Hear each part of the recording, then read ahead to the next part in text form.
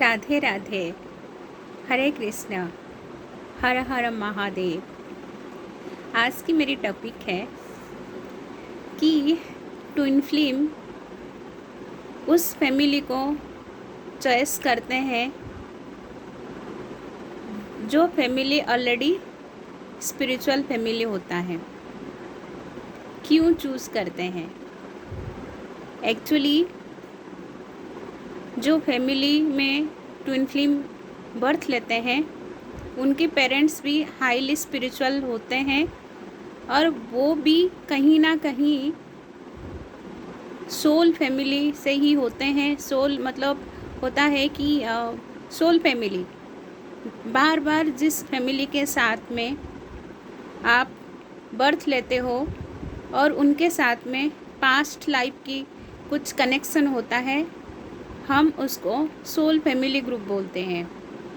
और उस soul family group में कहीं ना कहीं ट्विन फ्लेम के जो पेरेंट्स होते हैं या उनकी पेरेंट्स के पेरेंट्स होते हैं या उनकी पिछले जो भी पीढ़ियाँ हैं, तो वो लोग भी काफ़ी स्पिरिचुअल होते ही हैं।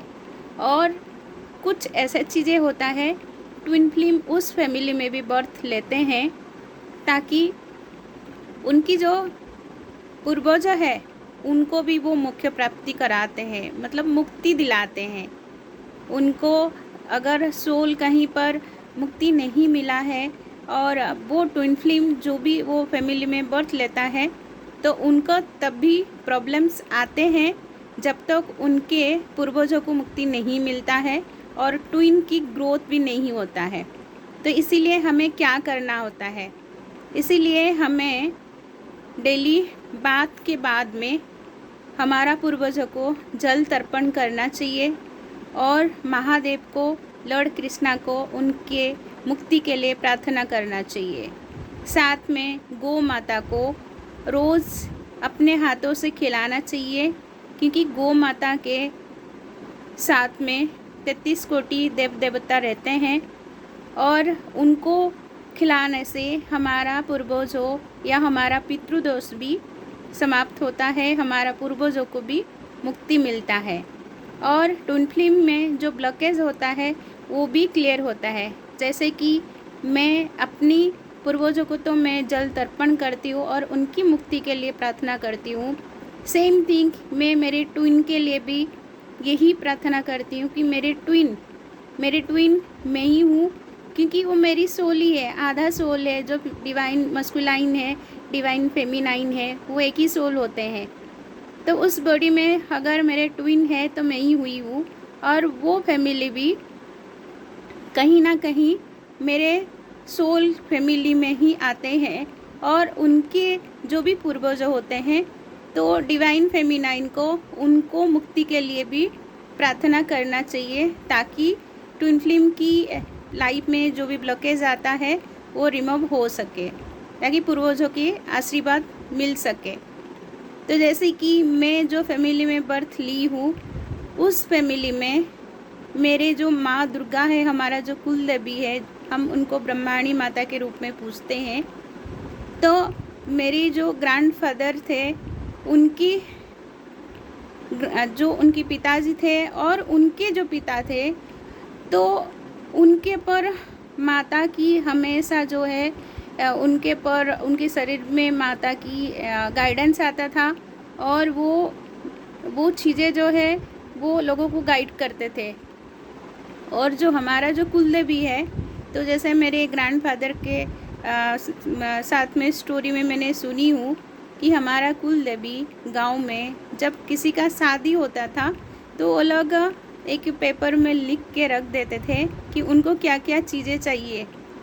और नेक्स्ट डे सुबह जहाँ मंदिर की हमारा तालाब है, वो सारी चीज़ें जो है वो पानी में तैरते हुए उन सारी चीज़ें जो मिलता था। मतलब ये बोला जाए तो जहाँ सत्य युग था उसके बाद में जो द्वापर युग हुआ, उस पीरियड में कस्मिक एनर्जी जो है इतना एक्टिवेट थे, उस पीरियड में ये चीज़ें होती थी। तो ट्विन फ्लेम की जो पेरेंट्स हैं वो डेफिनेटली हाईली स्पिरिचुअल होते ही है और वो भी देववंश होते हैं। तो जाके ट्विन फ्लेम उस फैमिली में आते हैं। और ट्विन फ्लेम में एज डिफरेंस क्यों होता है? क्योंकि जब तक ट्विन को सही फैमिली नहीं मिलता है, सपोज अगर डिवाइन फेमिनाइन पहले अर्थ में बर्थ ले लिया है और उसको ट्विन को उसी कैटेगरी के फैमिली नहीं मिल रहे हैं, तो उसको वोटिंग पीरियड में रहना पड़ता है, वो 5D लेवल में। फिर सोल उस फैमिली में डिवाइन मस्कुलाइन के रूप में ही आते ही है, और इसीलिए डिवाइन फेमिनाइन और डिवाइन मस्कुलाइन में एज डिफरेंस ज़्यादा ही होता है। और अगर एज डिफरेंस ज़्यादा होता है और डिवाइन फेमिनाइन जो है वो उनके लिए सबसे ज़्यादा लकी होते हैं, जिसको लेडी लक बोला जाता है। और सोल की कोई एज नहीं होती है, क्योंकि वो दोनों सेम सोल है, और उनकी जो एज है वो जब से वो भगवान ने उनको क्रिएट करे हैं, तो उसी जो एज जो है उसी सिमिलर ही होता ही है। सिर्फ 5D में आने के बाद जब 3D में आते हैं तो इसीलिए एज डिफरेंस सिर्फ दिखाने के लिए होता है, लेकिन सोल की कोई एज नहीं होता है। तो जो भी ट्विन फ्लेम है मेरे वीडियो देख रहे हैं, तो डेफिनेटली आपके पेरेंट्स, आपके ग्रैंड पेरेंट्स ये डेफिनेटली हाईली स्पिरिचुअल होंगे, तो जाके आपने उस फैमिली में बर्थ लिए हो। Thank you so much. अगर आपको ट्विन फ्लेम की रिगार्डिंग गाइडेंस चाहिए तो आप लोग मुझे पर्सनल चैट पे भी कनेक्ट कर सकते हो, या तो फिर आप मुझे एस्ट्रोटॉक और पंडित जी में कनेक्ट कर सकते हो। Thank you so much for watching my video.